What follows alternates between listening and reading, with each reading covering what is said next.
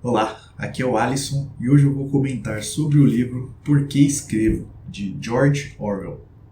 E eu resolvi fazer aqui essa leitura desse livro porque até então tudo que eu tinha lido sobre o Orwell era de um ponto de vista ficcional, né? Então eu já li A Revolução dos Bichos, 1984, e eu tinha então interesse de ler alguma coisa do autor que fosse mais real, né? Mais em relação à opinião dele sobre alguma coisa, né? Os seus pensamentos, por exemplo. E eu consegui isso nesse livro porque ele é composto de 4 ensaios então do autor, sendo que o primeiro deles é Por que Escrevo, onde o autor ele compartilha, né, parte da sua história, dizendo como essa paixão pela escrita, né, já existia nele desde muito pequeno na sua infância, mostrando como ele já produzia textos e poemas ainda quando criança. E ainda sobre esse primeiro ensaio, eu separei um trecho aqui onde o autor ele explica quando ele teve a clareza de que viés político ele defendia e quais ele repudiava, e como isso acabou direcionando a forma de escrita dele, né? Buscando transformar então textos políticos em uma forma de arte. A guerra na Espanha e outros eventos em 1936 e 37 pesaram na balança e, depois disso, já sabia a minha posição. Todas as linhas das obras sérias que escrevi a partir de 1936 foram escritas, direta ou indiretamente, contra o totalitarismo e a favor do socialismo democrático, tal como eu o entendo. Parece-me sem sentido, numa época como a nossa, pensar que alguém possa evitar escrever sobre esses temas. Todo mundo escreve sobre eles, de uma forma ou de outra. É só questão de saber de que lado se está e qual abordagem se adota. E quanto mais se tem consciência do próprio viés político, maior é a possibilidade de atuar politicamente sem sacrificar sua integridade estética e intelectual.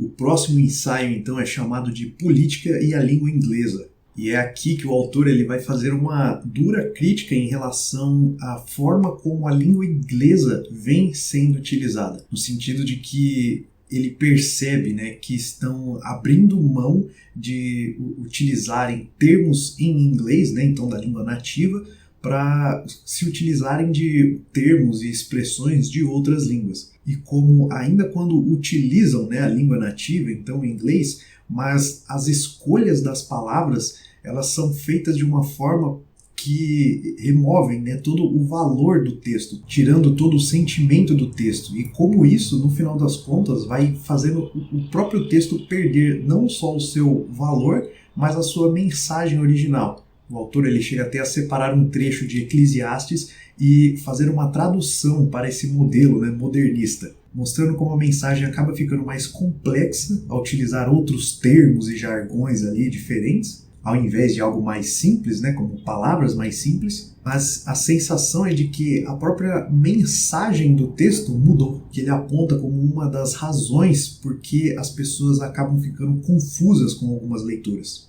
Eu separei um pequeno trecho aqui onde o autor ele tenta dar um exemplo, né, dessa confusão que acaba ocorrendo.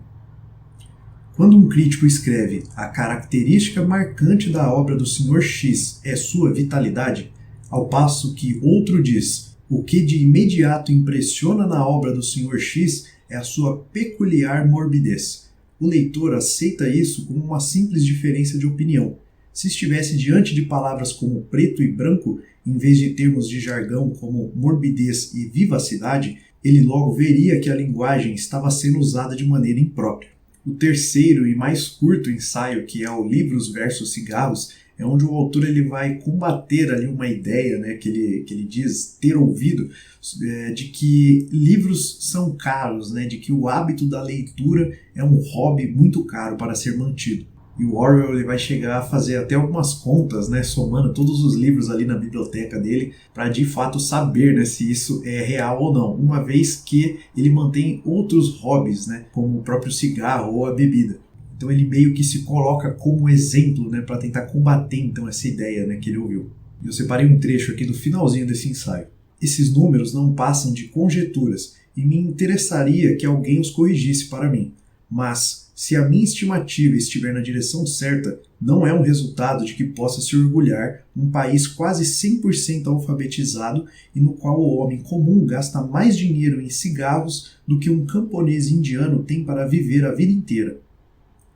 E se o nosso consumo de livros continua tão baixo quanto registrado, ao menos tratemos de admitir que isso se deve ao fato de a leitura ser um passatempo menos atraente do que ir a corridas de cães, ao cinema ou ao pub, e não porque os livros, adquiridos ou emprestados, sejam caros demais. Bom, o último e o mais longo dos ensaios, que se chama O Leão e o Unicórnio, o Socialismo e o Gênio Inglês, é onde o autor ele vai dissertar, né, sobre a Inglaterra, sobre o povo inglês, sobre a relação que esse povo tem com outros povos, né? Principalmente em relação aos países da Europa, mas também em relação aos Estados Unidos, por exemplo, e como ele tem um misto ali de um sentimento de amor e ódio, né, com esse povo inglês. É aqui também onde o autor ele vai fazer duras críticas, né, à forma como o governo vem lidando com a questão da guerra, né, com as ameaças ali de Hitler e Mussolini, já que este ensaio aqui, diferente dos outros três que foram escritos em 1946,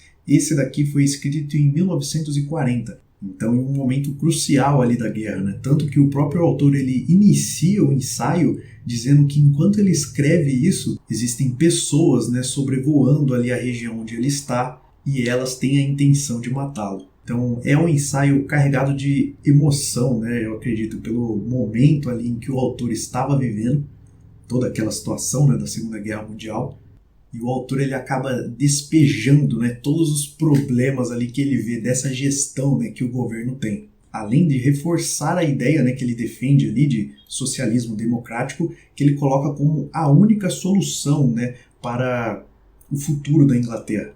E ele chega até a deixar uma espécie ali de cartilha política, né, sobre o que o governo deve fazer para implementar esse modelo e colocar então a Inglaterra, né, num caminho correto. Bom, fica aqui então a minha resenha para o Porquê Escrevo de George Orwell. Se você gostou do vídeo, eu vou pedir para você deixar um like, se inscrever, compartilhar com alguém que possa gostar desse tipo de conteúdo. Qualquer comentário que você queira fazer é só deixar aqui embaixo e a gente se vê no próximo vídeo aqui no canal. Até lá!